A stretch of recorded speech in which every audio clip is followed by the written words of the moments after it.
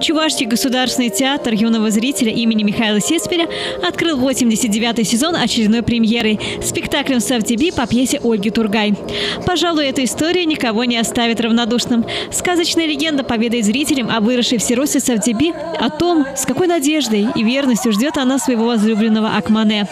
С ним перед уходом в военный поход они мечтали о мирной, счастливой жизни, о крепкой большой семье. Савдеби предстоит много испытаний, но она их выдержит. Задана тема, интересная автором Ольгой Тургай. Савдеби героиня, настолько она влюбленная в своего парня, который потерялся, без вести пропал на поле брани, и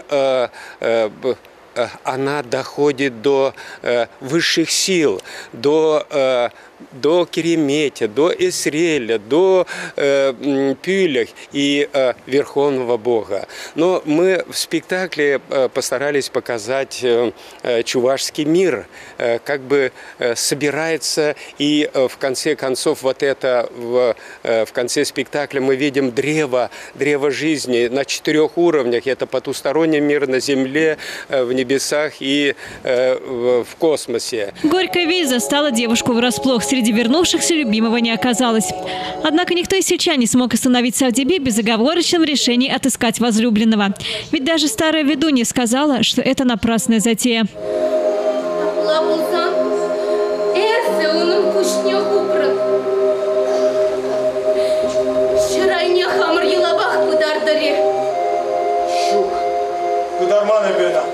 Одной из важных составляющих любого спектакля является музыка, поскольку она создает атмосферу и переносит зрителя в другую сказочную вселенную, где добро побеждает и торжествует справедливость. Постановка «Савдеби» стала неповторимой благодаря оригинальной музыке композитора Лолиты Чекушкиной. Сегодня в Театре юного зрителя большое событие – открытие 89-го театрального сезона.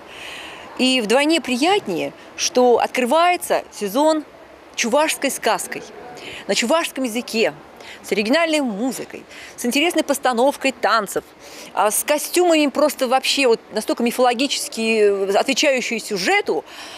Мы приглашаем вас на этот праздник, чтобы вы много для себя открыли и познали, и полюбили этот мир еще больше. Сердце девушки не дрогнуло, силы духа ей не занимать. Счастье каждого человека в его руках. Быть счастливым не благодать, а умение жить. Так что эта история понравится всем, и ребятам, и взрослым. А юные зрители от 14 до 22 лет смогут посетить эту постановку по Пушкинской карте. Этот проект помогает приобщить молодежь к культуре и творчеству.